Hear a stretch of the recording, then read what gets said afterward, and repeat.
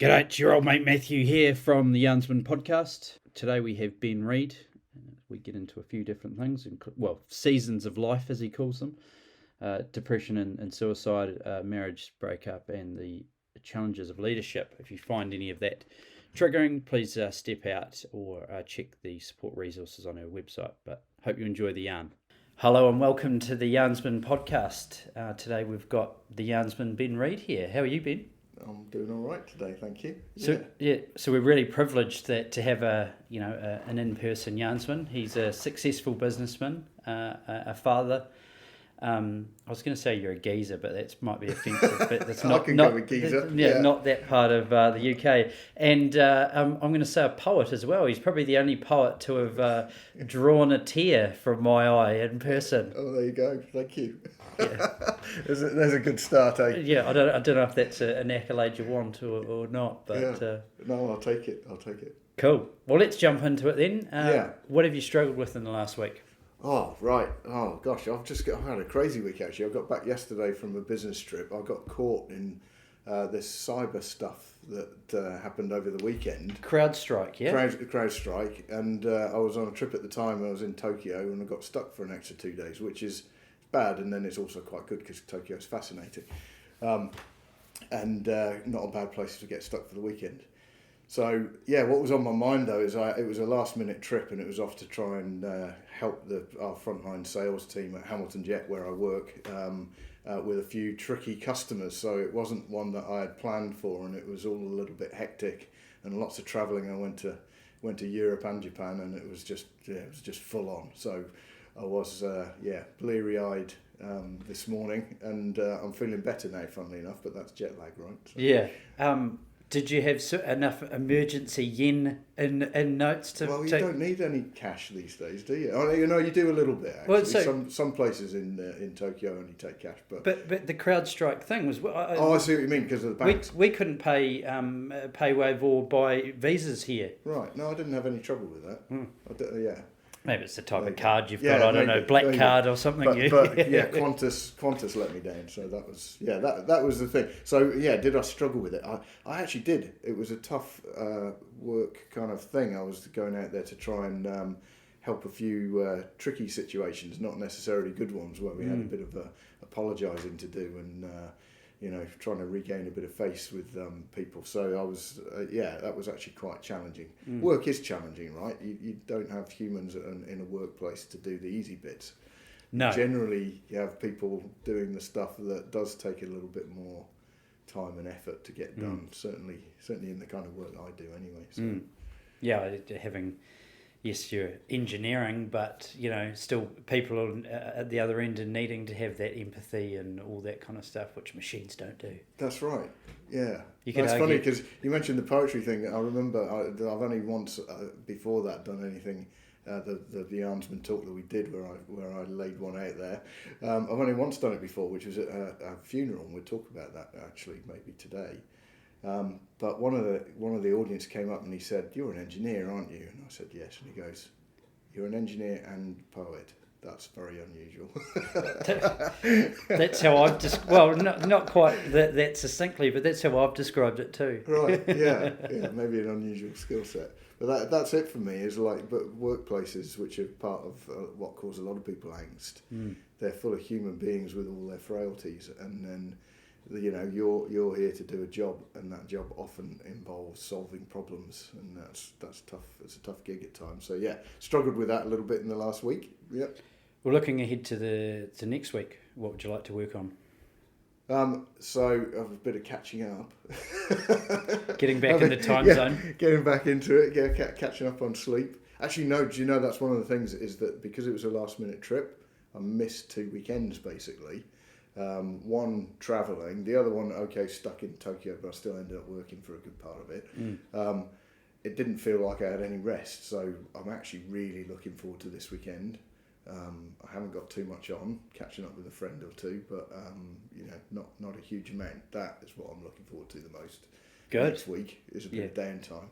I actually need personal time on my own to recharge. I'm very much that kind of person. Just don't need to be around people all the time, Well, I don't know about you. I'm a massive extrovert, but still, I Right. have a week of talking and having amazing conversations. I Right. get to the weekend, I don't want to talk to anyone. Yeah. Yeah. Yeah. Yeah, that's right. No, it's like that thing that some people need conversation and contact to recharge, and other people that drains them. And I'm definitely in the other camp.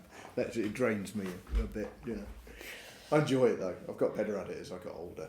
I used to be a crushing introvert as a kid, actually, like really quite bad. Yeah. But yeah, something brought me out of my shell.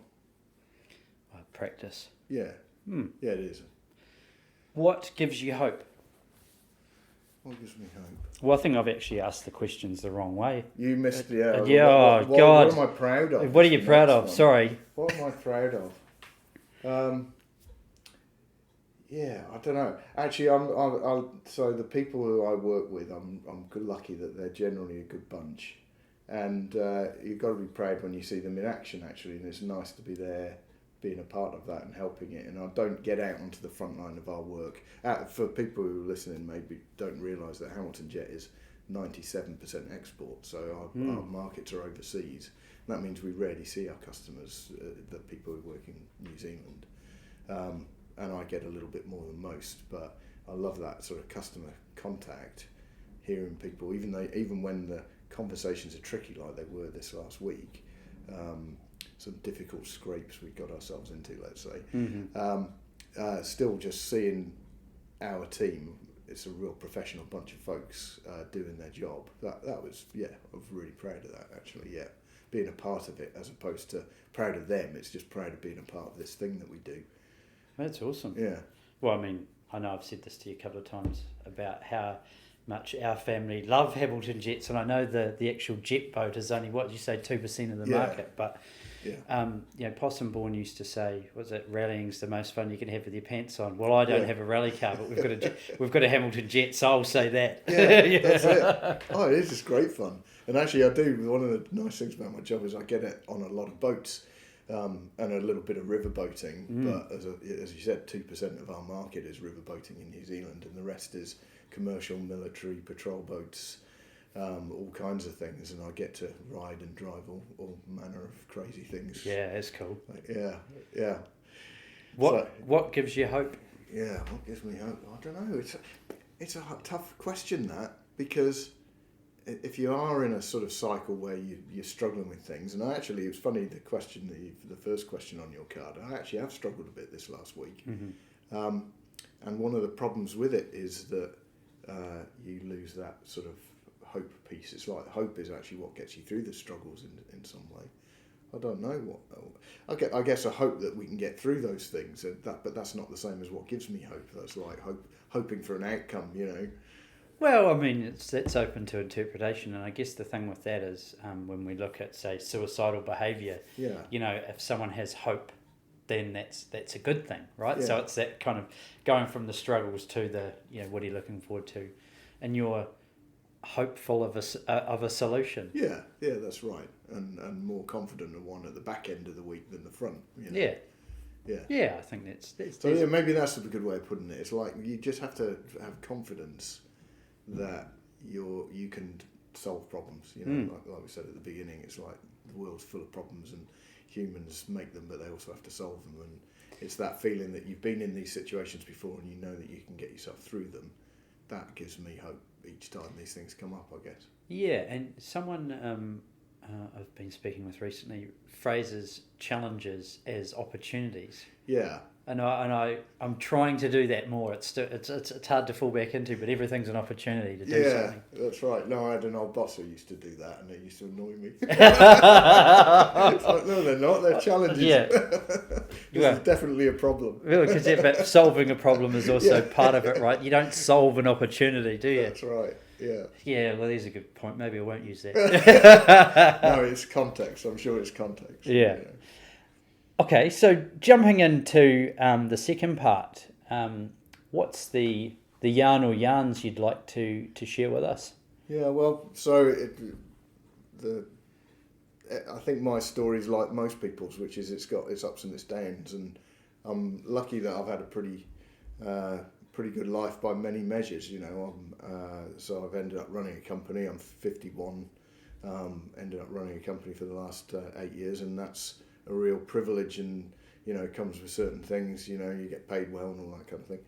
But and I've had a good family life in that I've got 4 kids, and those 4 kids are doing great, and they're 22, 20, 17 and 14. And they're doing well in their lives, and that's a great and again good measure of success. Is do you feel proud of your family and what you've created and such like. And I've moved from the UK to New Zealand and found that I love it here, and permanently stopping here now. And again, that's one of my life goals early on, is something I wanted to do, was to live and work overseas. So in many ways I've had these great successes, but I'm also prone to a bit of depression, and I take certain things in life fairly hard. So I guess the yarn that I was going to share again with you, because we've talked about it, was really some of those difficult seasons in my life. And I like that word. It's like the idea that hardship and good things come in seasons, and it's dynamic, right? And you don't know when you don't necessarily know when they're coming, and they come upon you, and they might last for a while, and it might feel like a season. It could be months, could be years. And I've had a few in my life, and probably the most significant of them involve, well, firstly the suicide of a friend, which is obviously very core to what we're here talking about and why we're talking in many ways. So that's one story I'd tell. Another is the separation from my wife, which I still consider my family life a success. That's definitely not a measure of success for some people. And then the challenges of leadership, which is you get you've got this great job title, and like I said, it's a well-paid job, but holy smoke, it comes with some challenges. And I actually don't think they're that different now than they were in many ways to when I was more junior doing different jobs. It's not like the challenges get harder. So yeah, those are the 3 things I was going to talk about, and maybe talk about the first one, which is I had a very good friend when I moved over to New Zealand. Schoolgate kind of contacted my wife and another mum.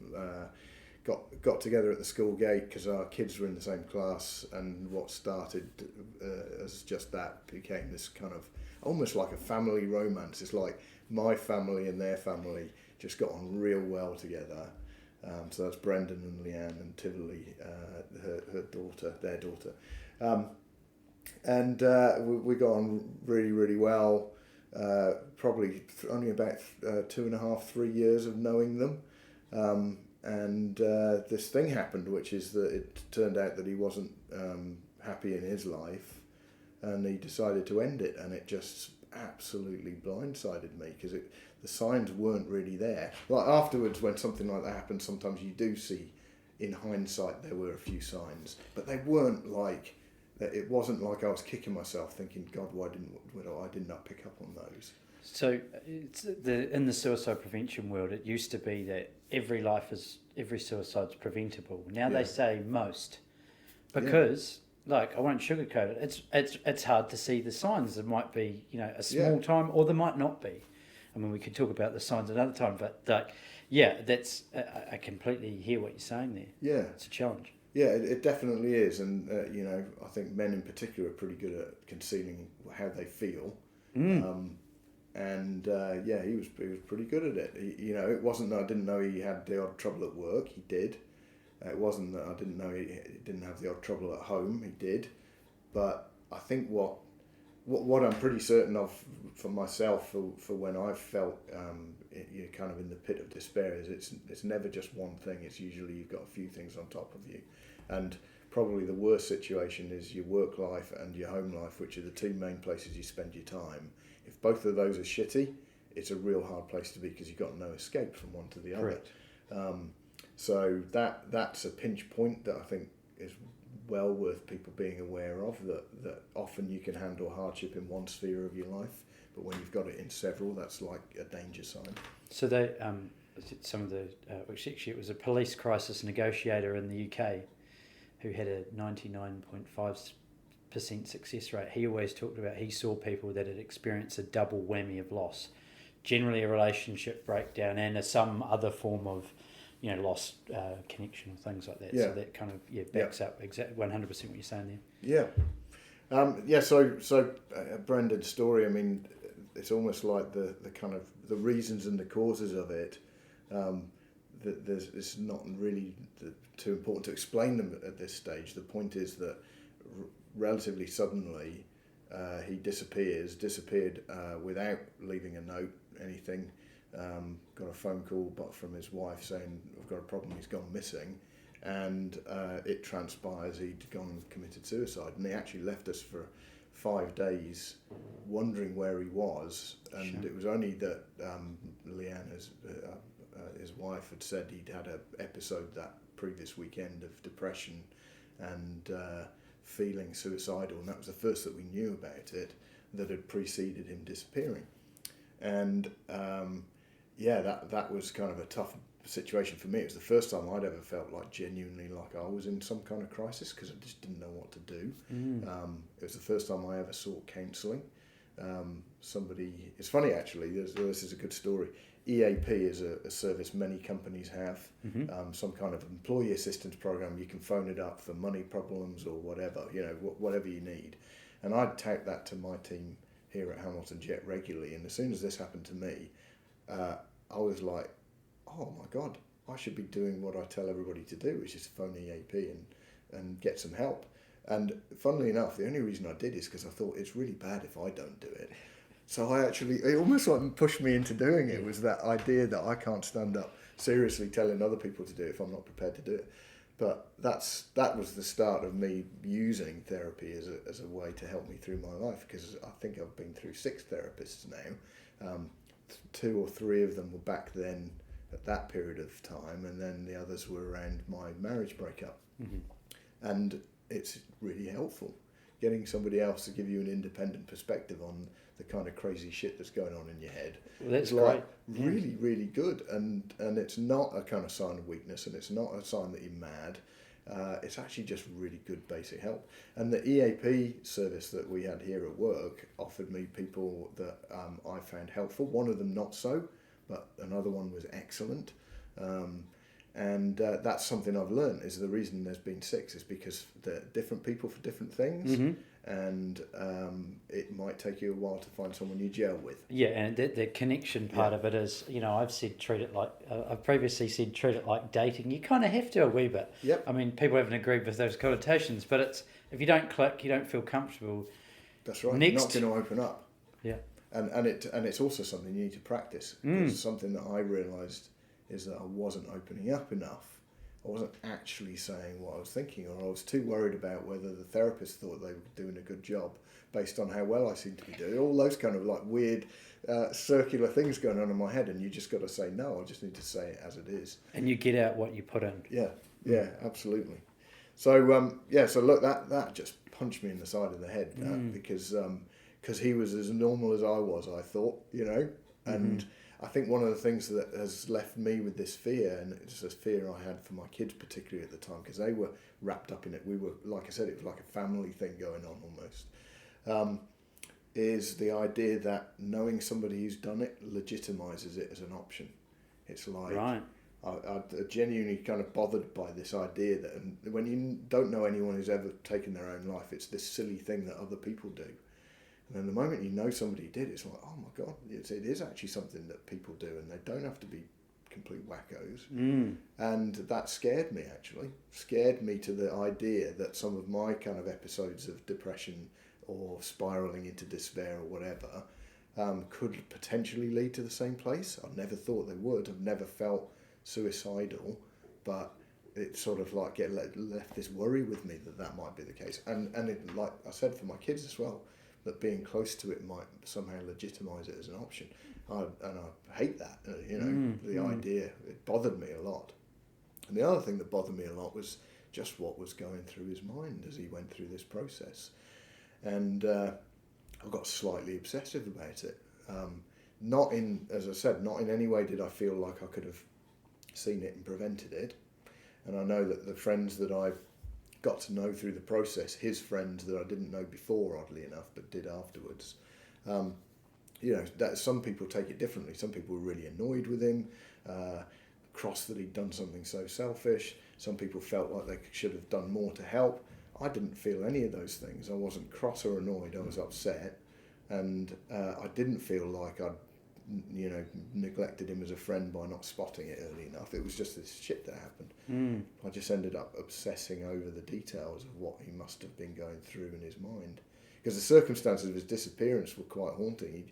He'd had this episode of this moment that had ended up with the health authorities being involved, because he talked about suicide, and then was put on some medication, and then left with his wife, who was there to monitor him. And she'd actually checked. She'd gone to take the daughter Tivoli to school, and actually said, you're going to be okay. And I'd actually checked with the authorities, is it okay to leave him? If he says it's okay, yes, you don't have to be there 100% of the time. And the moment she was out the house, he picks up the keys to the car, leaves his wallet and his phone, takes his electric skateboard, which he'd been going up and down the causeway in Sumner on, to free his mind, if you like, and disappears. And it's like, so where's he gone with the skateboard? And, we didn't know. He could have gone anywhere. It transpired he took the decision not to go for a ride on the skateboard, but to do the other thing. So, that whole kind of episode just went through my mind really, really intensely, Yeah, and rightly so, Yeah. right? So one of the things that took me to writing, actually, is somehow I found trying to write down some of the things that happened and make some sense of them and turn them into something that you might call poetry. I don't know if that's what you call my stuff, but it was like a way of solving a problem, because you can't solve why you did it. That'll never be solved. You can't solve why you feel bad about it. That's not a solvable problem, but you can solve, like, writing down something that makes sense and reads well. And it's like I focused my attention on that, and I've used that several times since. Do you think that there's now a lot of positives coming from that for you, because it's meant you went and started talking to someone and you found the outlet of writing? Yeah. So the things that came out of that episode, if you like, that were really positives rather than negatives, were you've kind of picked it out for me, but I'd actually learnt that processing things it's a thing you need to do, and people do it differently, but for me, I found writing things down actually helps me a lot in most sort of situations of high angst. What I've also learnt is if I over focus on that, I got a bit obsessed with it for a while, just rereading the stuff that I'd written, and that wasn't good for me. So I learnt a few things there. That's positive. The other is that the friends that I made, ironically, in the wake of Brendan's death, his circle of friends, which included me and my wife and my family, huddled around Leanne and Tivoli, who were left, and all became really good friends. So this is sort of the two different spheres of her friendship groups coming together. I've ended up great friends, and in fact, half of them came along to the Yarnsman thing that we did not so long ago and supported me, and that was great. But that was awesome to take the terrible situation that happened and then end up with some really good stuff coming out at the end of it. It was funny because when Brendan died, I would have considered him my best friend in New Zealand. I've still got good buddies at home, but it almost felt like he'd ruined New Zealand. It's like the whole event was just like, that's it. Rightly New so. Zealand's finished because look what's happened. Yeah. So to actually find good friends out of the end of it at the other side was that was really welcome. The last thing is really that thing about therapy, just learning about what therapy can do and why it's helpful that's been really good as well. Yeah. So I mean, it's a club no one wants to be in, but it's great that you've formed those bonds and there's been some positives to come out. So that's good to hear. Yeah, that's right. Yeah, no, that's a good way of putting it. There's a club nobody wants to be in, but everyone's life is long. You're going to be in some shit clubs at some point. yeah. Literally and figuratively. That's right. And you can't avoid it really, because that's the very essence of it. If you like, my story is I'm no different to anybody else. I've just got these are my stories, and I've learnt the things I learnt from them because that's what was presented to me. And so maybe moving on, because the second sort of season is to do with my marriage breakup, and a bit of background there. So I met Emma when She was 17 and I was 19. I was at university and she was still at school. And not my first girlfriend, but my first serious girlfriend, but by a long shot. Nothing else had been more than a few months, And got together and we rubbed along really, really well. Great friends for a long time. And we had kids. So that was, so that was 32 years ago. I was doing the math, sorry. Yeah. Sorry to stumble there. No, it's right. So 32 years ago, and we separated 2 years ago, so it was literally just before we'd been together for 30 years. It was almost 30 years. And that's a long time, and only 20 so of those had kids in them. So we had 10 years without kids and then 20 years with them. And I think what happened with us, because we were good friends, I always felt like we didn't have huge amounts of kind of interests in common, but that didn't seem to matter in the early days.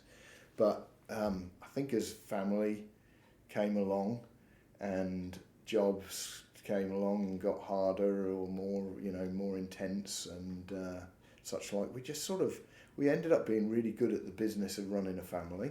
Mm-hmm. Like I was great at bringing home the bacon, and she was fantastic as a mum, absolutely awesome. And still is. She's just fantastic. She's like a natural mum, and that side of things was always really well catered for. But we sort of forgot to be friends in the end, and sort of lost touch with each other. And funnily enough, COVID was the thing that made us realise that. Well, I must say it's in my story, not hers. It made me realise that. Because we lived on a lifestyle block at the time, which was a privilege because lots of people were cooped up in wide open in spaces, cupboards, and we had this 10-acre block to go and wander around with the dog. And I realised that we just weren't spending the time in the house and around the place together. We were like in our own separate places. I also started to drink too much, and I would say that I got to a point where I still feel like today, even though I'm trying to control it, that I've got a bit of a problem. I know when I haven't had a drink yet today, and I'm thinking about when it might happen. Right. And I try and do a dry day a week. So my doctor said I should have at least 2 dry days a week, and I said none. So we compromised on one, and that's about all I can manage. But that really, it's not that I started drinking during COVID, but I started daily drinking during COVID, and. A little bit because I started feeling so uncomfortable that they just didn't feel right. I don't know whether it was a cause or an effect, but it was part of it one way or another.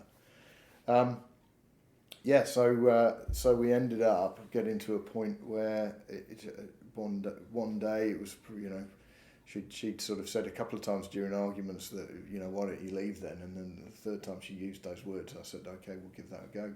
And again, it was another episode in life, which is like, just, God, it's like freaking hard. It's, I don't even know how to sort of pick out the details of it, but it's like your identity gets challenged, because you are all these different roles in life, and dad and partner, husband, family person. It's like, that whole thing about being a family man.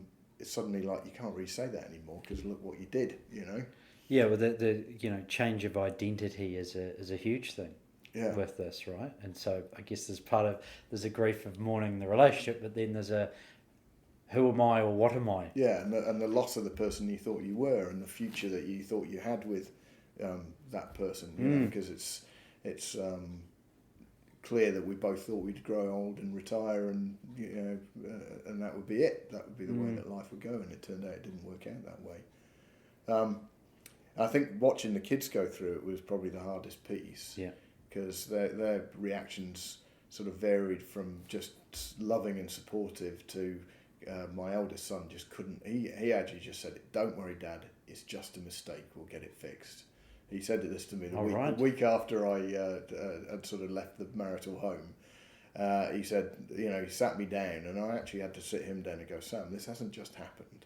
This has been brewing along for a couple of years now, and all it is you've only just seen this sliver of it. It's not something that's just that I've said the wrong thing the other day and all of a sudden I'm out on my ear, you know.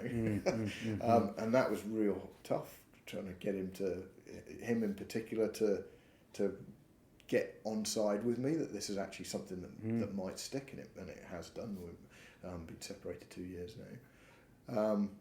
My third kid, Oscar, had some difficulties with my place in it all. He's actually quite a home bird, and all the kids stayed basically at home, and it was me that moved away. And he's very close to his mum, and I think he got more of her side of the story than mine, and I could sense certain things, you know, sort of a bit of antagonism towards me or whatever. That was tough to watch. We were actually really solid now. I think we've turned the corner, and he's a great kid. And then my other two girls, I've got 2 boys and 2 girls. They had their own version of difficulty going through it, because it's a hard thing to come to terms with. But I never felt in the same way there was that sort of challenge in the relationship to get over. But those are hard things to get through. And I did use therapy. I did. I had a very good therapist. In fact, somebody who helped me understand where I was in the whole process. That got me to a place where it was actually an option to leave. And I thank her a lot for it. It was fantastic to have somebody who could help me process what I was doing, and really whether I was going to be happy in the future or not. You know? Yeah, well, I mean, it's a really positive thing, right? Yeah. Good on you. Yeah. So I'm trying to think what else I learned out of that. That one's something I'm still, you know, it's only 2 years, and it was a 30-year partnership. So I still get situations where I feel incredibly guilty, for example, because I've not just my future disappeared, but hers did too. And it's like I still love her. It's not that we're not that close together, that, you know, I don't love her anymore. It's just we're not going to be together anymore. But I still want her to do well and be good in life, and I want to support her in that. But you're not in control of that anymore. That's not your outcome to dictate, because you've stepped away from it. And it's like, that's hard. It's you know, my intention isn't worth anything. You know, in some ways, it's like, because it's not linked to her directly anymore. Yeah, I've found those things difficult. So yeah, this one I struggle a little bit more with what I've learned from it. I think I've learned that you can get through hard stuff, and probably that would be the main thing, is that I know in hindsight it needed to happen, but because I'm entirely comfortable with the situation, I don't think I've had any doubt since it actually came to a head. It was before that happened, it felt like this thing I couldn't do. And afterwards, it feels like the only thing I could do, you know, or the thing I needed to do.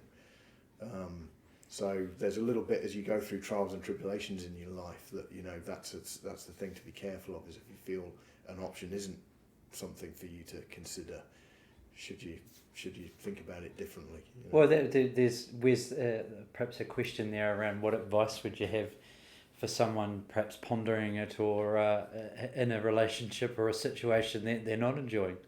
So you've got to be very careful there, because it's entirely dependent on somebody's situation, right? Whether something is rescuable or not. And I will say, Emma and I tried. We did. You know, we both had therapy. We both endeavoured to do things for the other, and had lists of things we were trying to be better at, and that kind of thing. We did try.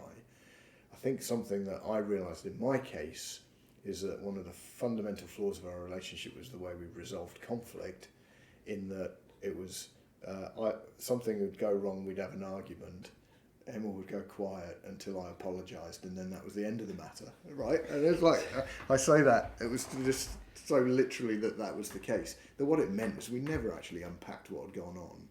And after 30 years of doing that, it was like, shit, there's a lot of unpacking if we really go back and do it. So my advice would be, you need somebody to help you get through that thinking, because it's about your circumstance. And to me, it was about piecing together the different aspects of what it meant to be married and what it might mean to not be married, that allowed me to figure it through. And so rather than what should they do? It's certainly not you should leave or you should stay. It's get some help from somebody who can help you work through that thinking. And it was incredible actually that there was a moment in the therapy where my therapist Liz said something, and it just was like a switch. But it was it doesn't matter what it was she said, because it's actually the product of all of the talking that we'd done up till then that gave me the epiphany that made me realise that it was actually an option that I should be seriously considering, was to leave. Very interesting. Yeah, right. So then the third thing I was going to just talk about, so this is a season, this season keeps coming and going, right, which is work-based angst. And in my case, I've got this thing where I lead a business, and it's quite big. It's like a few hundred people work at Hamilton Jet, and the pressures of that are one thing. But as I said at the beginning of the podcast, that I don't think my actual feelings of work-related stress have changed a huge amount over my career, right from being a junior engineer up to being the leader of a business. I think my ability to cope with increasing levels of responsibility and stress and anxiety has gone up in time, but that's life's journey, isn't it? I think these things come at you at any time in your life, and it's not something that it's only when you get to the top of a company you feel these sorts of stresses. Work's this really stressful place. In fact, something that I've said to you before is I think life is humans are not designed for modern life, right?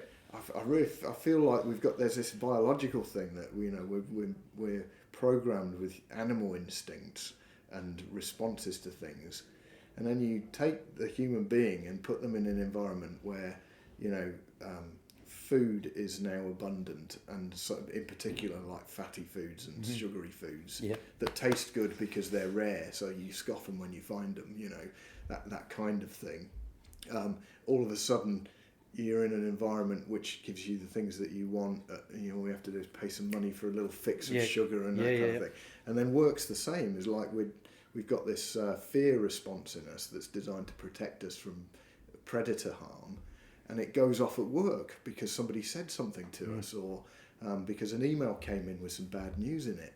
And you end up with these anxiety feelings, which is designed to get you out of trouble, just constantly firing at you with every new email you read or every new conversation you have. And I think that's like a flaw in the system. It's like we're not programmed to be in this environment and deal with it well. We're actually, it triggers our stress responses for reason, This is, someone said to me recently that Buddhism, one of the first pillars of Buddhism is shit happens. Right. And I think that we're not quite, like with mental health, they think that it's an end point. Take a pill, see a psychologist, whatever it is, solved. No, we need to get comfortable with shit happens, and it's a journey, it's dynamic, right? Yeah, it's not good, it's not bad, it's just a thing that happens. Yeah, that's right. I think it's great philosophy, but there's a reason why lots of people really struggle to get the whole thing about Buddhism, is because actually hearing that and saying that makes sense, and then knowing it, believing it, and living it is like there's a massive gulf between the two. And I don't know what the other pillars are to be able to comment on it, but that's I stopped listening after that was interesting in the first pillar. But so shit happens, but the question is whether you respond to it negatively. How you respond to it, and how the negativity can spiral, because that's the other thing that I definitely feel is that you get these cascading effects of things going wrong, or things like I said, sort of sparking your anxieties, and you can get yourself into a place where you think, actually, I can't do this, or I'm not good at this, or people will find me out, the whole imposter syndrome thing. Those are the sorts of worries that get you, and if you let that go on too long, you end up depressed, and you end up maybe needing the drugs, for example. Yes. I'll say I've tried antidepressants as well and found them quite effective for a period of life back when Brendan died. It was an episode I don't regret, and I think they did help.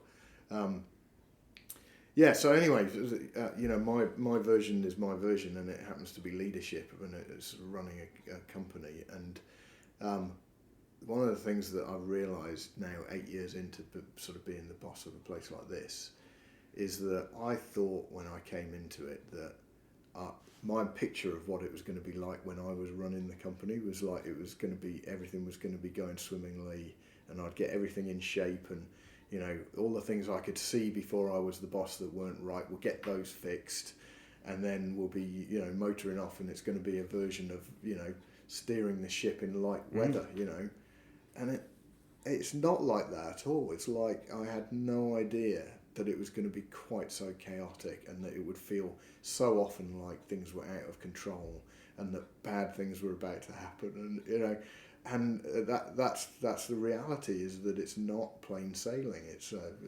good analogy for Hamilton Jet. The reality is, running a business is mostly like being in a storm, and or another good analogy is plate spinning. It's like it's plate spinning, but there's 1,000 plates, and they're gonna keep falling off, and you'll hear the tinkle of smashing plates all around you, and your only question is, which ones are you actually going to put a bit of effort to be rescuing?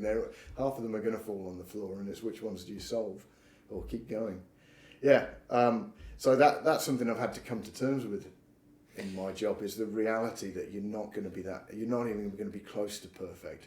It's going to be a version of a shitstorm most days, and it's lovely to think it isn't going to be like that, or that when you're doing it well, it wouldn't be like that, but it's not the case. I think it would be something that resonated with a lot of leaders, at least if they're honest. Yeah, I think I certainly have that, and you walk into a company or a role with that mindset, and then going, yeah, that's it. Well, it's the whole grass is greener thing, right? Lots of people leave companies because of the dysfunction that they see them around them, and then they go somewhere else and find it's just different dysfunction. Out of the frying pan and into the fire.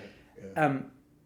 When you stepped into the role, and I guess this is, it was a while ago, but thinking about having the right people around you and having connection, was that something you leaned on to help you through the plate spinning and the firefighting? Yeah, so, well, it is interesting that, the kind of leadership job I've got is one where you've got no peers immediately. You've got people who work in your team, the leaders of the business, with all of the people in the business working for them, and then you've got a board of directors above you. There's nobody who's doing a version of the same job at your level, or so you don't have that ability to talk with other people who are doing similar things. What I found though is actually the networking in Christchurch in particular for people in that kind of role is actually quite strong. That's good. I've found that there's a lot of good organisations. New Zealand Trade and Enterprise do a lot of that.